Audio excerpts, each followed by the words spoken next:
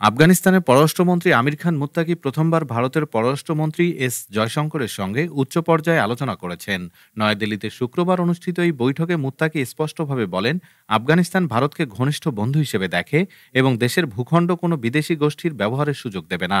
তিনি আরও জানান, সাম্প্রতিক আফগান ভূমিকম্পে ভারতের পক্ষ থেকে প্রথম সাড়া পাওয়ায় আফগানিস্তান কৃতজ্ঞ।